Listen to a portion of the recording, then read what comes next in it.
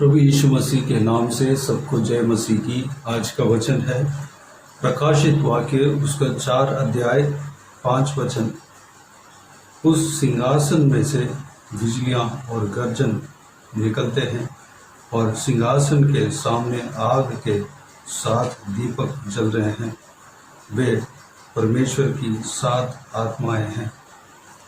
मेरे प्रियो, यहाँ पर यूहन्ना एक प्रकाशित देख रहा है। यह पूरा प्रकाशित वाक्य किताब यूहन्ना का जो दर्शन है वह लिखा हुआ है। स्वर्ग में क्या हो रहा है वह सारा कार्य स्वर्ग का हरेक संभव को यहाँ पर लिखा हुआ है। परमेश्वर यहोवा परमेश्वर का सिंहासन जहाँ रहता है, उस जिस सिंहासन में यहोवा परमेश्वर बैठे हुए हैं, उनके आसपास में 24 प्राचीन सिंहासन में बैठे हुए हैं और 4 जीव सिंहासन के चारों ओर खड़े रहते हैं।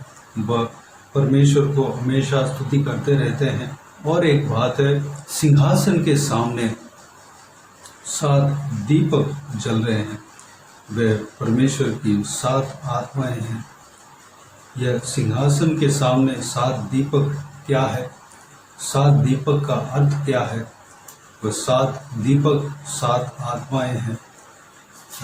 इसी प्रकाशित वाक्य में पहला अध्याय उसका 20 वचन में इस प्रकार कहा गया है, अर्थात उन 7 तारों का भेद जिन्हें तूने मेरे दाहिने हाथ में देखा था, और उन 7 सोने की दीवटों का भेद। वे 7 तारे 7 कलीसियाओं के दूत हैं और वे 7 दीवट 7 कलीसियाएं हैं। इस प्रकाशित वाक्य में 7 कलीसिया के बारे में कहा गया है।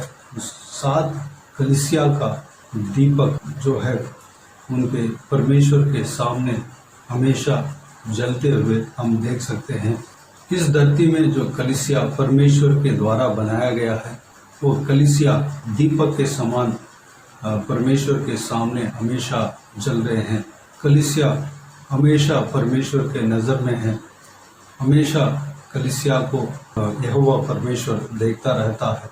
हम परमेश्वर प्रभु यीशु से विश्वास कर रहे हैं। परमेश्वर प्रभु यीशु के पीछे दौड़ने के लिए अपने आप को उनके हाथों में सौंपे हैं। हम अकेले में दौड़ना कठिन बात होता है। हमें कलीसिया में जोड़ना अवश्य है। हम जब अकेले रहते हैं तो हमारा दुश्मन शैतान हमें बरमाने में आसान रहेगा, लेकिन जब हम कलीसिया के साथ रहते हैं, हमें कोई भी शैतान का फंदा हमें कुछ नहीं कर पाएगा, क्योंकि परमेश्वर का वचन कहता है, सबूपदेश की किताब उसका 4 अध्याय 12 वचन में, यदि कोई अकेले पर प्रबल हो तो हो, परंतु 2 उसका सामना कर सकेंगे। जो डोरी 3 धागे से बटी हो वह जल्दी नहीं टूटती। 11 वचन में, फिर यदि 2 जन एक संग सोएं तो वे गर्म रहेंगे, परंतु कोई अकेला कैसे गर्म हो सकता है? मेरे प्रियो, हम एक झुंड के साथ रहेंगे तो हम आत्मिक जीवन में आगे बढ़ पाएंगे। 2 जन एक साथ सोएंगे तो गर्माहट आती है, अगर अकेले सोएंगे तो गर्माहट नहीं आ पाएगा। ठीक इसी तरह हम परमेश्वर के कलीसिया के साथ जब हम जुड़े रहेंगे, हमारे अंदर आत्मिक गर्माहट, यानी कि हम परमेश्वर के विश्वास के जीवन में आगे बढ़ सकते हैं। हम परमेश्वर के बारे में सीख सकते हैं। हम कलीसिया के साथ हम आत्मिक जीवन में उन्नति पा सकते हैं।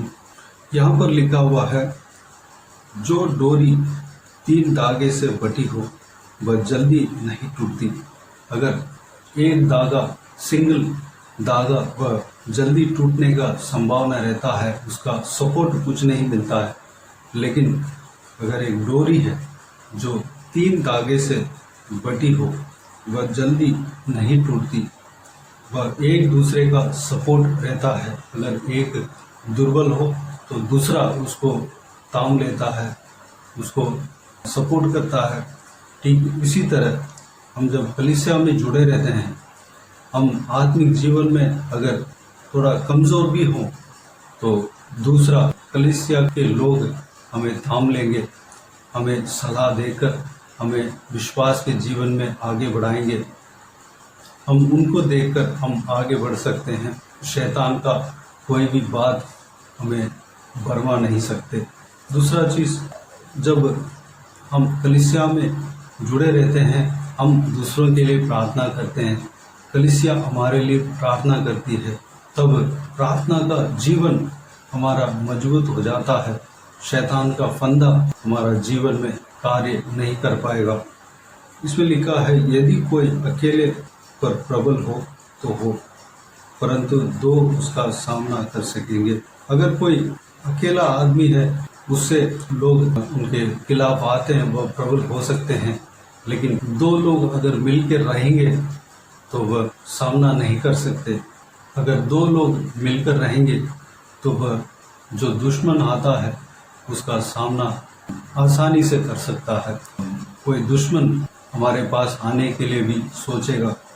मेरे प्रियो, हमें कलीसिया में जुड़े रहना है। परमेश्वर प्रभु यीशु अपने वचन के द्वारा इस प्रकार कहता है कि 2 या 3 जन मेरे नाम से जहाँ कहीं भी इकट्ठा होते हैं, वहाँ पर उनके बीच में मैं मौजूद रहूँगा। मेरे प्रियो, हमें प्रभु यीशु का कलीसिया के साथ हमें जोड़ना अवश्य है, कलीसिया के अंग बनना अवश्य है। तब हम बड़ी आसानी से हम विश्वास के जीवन में आगे बढ़ सकेंगे। हमें कलीसिया का अंग बनने के लिए हमें बुलाया गया है। हम परमेश्वर का, प्रभु यीशु का देह का अंग है। हम उस अंग का काम को हमें करना चाहिए। कलीसिया में जो काम हमें सौंपा गया है, उस काम को हमें करना है। कुरिन्थियों का पहला पत्री उसका 12 अध्याय 12 और 13 वचन में पवित्र प्रेरित पौलुस इस प्रकार कहता है, क्योंकि जिस प्रकार देह तो एक है और उसके अंग बहुत से हैं, और उस एक देह के सब अंग बहुत होने पर भी सब मिलकर एक ही देह है। उसी प्रकार मसीह भी है, क्योंकि हम सब ने, क्या यहूदी हो, क्या यूनानी, क्या दास हो, क्या स्वतंत्र, एक ही आत्मा के द्वारा एक देह होने के लिए बपतिस्मा लिया, और हम सबको एक ही आत्मा पिलाया गया। मेरे प्रियो, हम प्रभु यीशु का अंग है। हम कलीसिया में शामिल होना है, हमें कलीसिया में जाना है, कलीसिया में अंग बनना है। हम अकेले में प्रभु यीशु के पीछे दौड़ना मुश्किल हो सकता है। जब हम कलीसिया में जाते हैं, हम एक दूसरे से एक फेलोशिप रहता है, एक दूसरे के लिए प्रार्थना करते हैं, और एक दूसरे का प्रार्थना में जब हम तामे रखते हैं, हम आत्मिक जीवन में स्थिर रख सकते हैं और आगे बढ़ सकते हैं। मेरे प्रियो, जो पवित्र प्रेरित पौलुस अंग के विषय में, परमेश्वर प्रभु यीशु का अंग के विषय में कहा है, वो क्या होता है? एक शरीर में आँख अपने काम करता है और पाँव अपने काम करता है, और एक शरीर में सारे अंग का अलग अलग काम दिया हुआ है। ठीक उसी तरह जो परमेश्वर के कलीसिया है, वह प्रभु यीशु का देह है, उसमें अलग अलग अंग है। हम भी एक कलीसिया का अंग है। हमारे लिए कुछ काम सौंपे गए हैं, उस काम को हमें करना है। हमें कलीसिया में जाना है, हम कलीसिया का अंग बनना है, हम कलीसिया में भाग लेना है। पवित्र बोझ में, रात्रि बोझ में, परमेश्वर के बोझ में हमें भाग लेना है। मेरे प्रियो, जैसे कि हमने वचन में देखा, दीपक यहोवा परमेश्वर के सामने हमेशा जलते रहता है। परमेश्वर के कलीसिया परमेश्वर का नज़र में हमेशा रहता है। जब हम कलीसिया में जाते हैं, हम कलीसिया के साथ परमेश्वर के नज़र में हमेशा रहते हैं। परमेश्वर कलीसिया को संभालता है, परमेश्वर कलीसिया को सलाह देता है कि किस तरह क्या करना चाहिए, उनका योजना क्या है, कलीसिया को उनका योजना के अनुसार चलाता है। हमें कलीसिया के साथ जुड़े रहना है। तो आइए हम इस कार्य के लिए अपने आप को परमेश्वर के हाथों में सौंपें और आज से हम एक निर्णय लें कि हम अकेले नहीं हैं, हम किसी कलीसिया का अंग है। हम जहाँ कहीं भी परमेश्वर प्रभु यीशु का आराधना होता है, उस कलीसिया में जाकर शामिल होने के लिए अपने आप को परमेश्वर के हाथों में सौंपें। चाहे किसी भी कहीं भी हो, हम किसी भी कलीसिया हो आसपास में, जहाँ कहीं भी हो, जहाँ प्रभु यीशु का आराधना होता है, उस कलीसिया में जाकर शामिल हों और हम कलीसिया का अंग बने। प्रभु आप सबको आशीष दे। आइए हम प्रार्थना में जाएं। स्वर्ग पिता दयालु परमेश्वर, आपको धन्यवाद देता हूँ आज के इस बहुमूल्य वचन के लिए। आपको धन्यवाद देता हूँ परमेश्वर, बीते हुए दिनों में हमें संभाला, बचाया। आपको धन्यवाद देता हूँ परमेश्वर। पिताजी, आज का वचन में परमेश्वर आप हमें कलीसिया में शामिल होने के लिए, कलीसिया का अंग बनने के लिए हमें सिखाया। आपको धन्यवाद देता हूँ, क्योंकि कलीसिया हमेशा आपके नज़र में है। कलीसिया आपके आँखों के सामने हमेशा कलीसिया को रखा हुआ है परमेश्वर, रखे हुए हैं। पिताजी, हम आपके कलीसिया में शामिल होने पाए पिता, आपके झुंड में हम शामिल होने पाए परमेश्वर। धन्यवाद देता हूँ पिता। जो डोरी है परमेश्वर, जो अकेले एक धागा अगर अकेला है वह जल्दी टूटने का संभावना रहता है, लेकिन एक डोरी जो 3 धागे से बंधा हुआ वह जल्दी टूटता नहीं परमेश्वर। पिताजी, उस तरह हम परमेश्वर अकेले नहीं रहने पाए, हम कलीसिया का अंग बनने पाए परमेश्वर। आपका जहाँ आराधना होता है परमेश्वर, हम वहाँ पर जाकर एक कलीसिया का अंग बनने पाए और कलीसिया का हर एक एक्टिविटीज़ में हम शामिल होने पाए परमेश्वर। अनुग्रह देना पिता। कलीसिया में हमारे लिए जो काम सौंपा गया है उस काम को हमें करने के लिए अनुग्रह देना पिता। हालेलुया, धन्यवाद देता हूँ। आपका देह में जो कई सारा अंग है, उस अंग जो अलग अलग अंग अपना अपना काम जिस तरह करता है, उस तरह हम भी जो अपने लिए जो आपने सौंपा है उस काम को हम कलीसिया में करने पाए, उस काम को हम करने के लिए अनुग्रह देना पिता।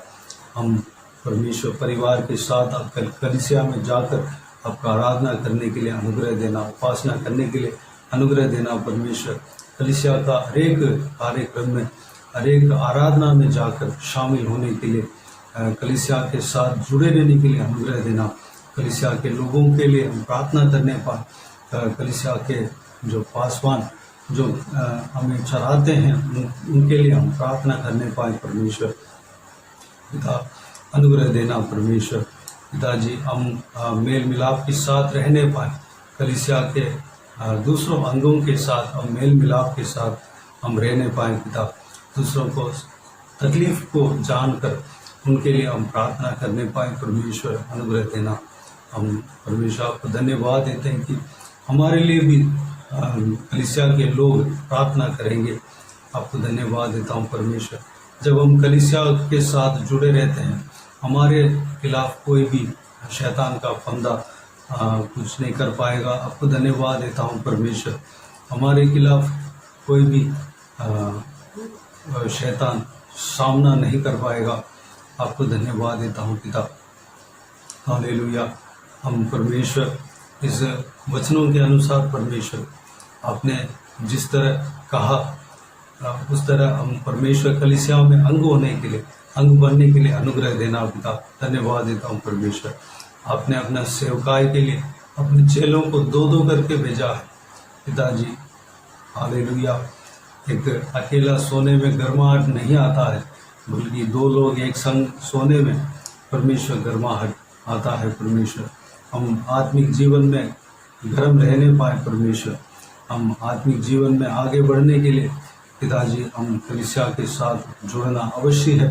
पिता इस बात को हम समझ नहीं पाए परमेश्वर, हम परमेश्वर हमेशा हम कलीसिया के साथ जुड़कर हम पिताजी आत्मिक जीवन में आगे बढ़ने के लिए अनुग्रह देना। सारे बातों का आपके हाथों में सौंपते हैं परमेश्वर। सारा व्यूअर्स को इसी तरह आशीष देना, संभालना पिता। सारा दुआ प्रार्थना को सुना, ग्रहण किया, धन्यवाद देता हूँ। प्रभु यीशु मसीह के नाम से सारा दुआ प्रार्थना को मांगते और पा लेते हैं। आमीन आमीन। प्रभु यीशु मसीह के नाम से प्रभु यीशु मसीह का आशीष और अनुग्रह हम सभी के ऊपर बने रहें। आमीन आमीन। मेरे प्रियो, इस चैनल को सब्सक्राइब करें और शेयर करें। अगर किसी को भी प्रार्थना का विषय हो तो डिस्क्रिप्शन में दिए हुए नंबर पर कॉल करके प्रार्थना करा सकते हैं। वो नंबर स्क्रीन पे भी प्ले हो रहा है। हम आपके लिए प्रार्थना करेंगे। विशेष करके बुधवार और शनिवार को आपके व्हाट्सएप में वॉइस मैसेज के जरिए प्रार्थना करके भेज दिया जाएगा। उस प्रार्थना में शामिल होइए और आप भी प्रार्थना करें हमारे लिए, इस सेवकाई के लिए, और इस सेवकाई में जुड़े हुए हर एक जन के लिए प्रार्थना करें। इस सेवकाई में जुड़कर जो सेवा कर रही है मिथुष्ट, उनके लिए प्रार्थना करें। परमेश्वर आप सबको आशीष दें। इस सेवकाई के द्वारा परमेश्वर आपके जीवन में कार्य किया हो वो भी हम बता सकते हैं, ताकि हम सब मिलकर परमेश्वर को धन्यवाद दे सके, महिमा कर सके। प्रभु यीशु आप सबको आशीष दे। आमीन आमीन।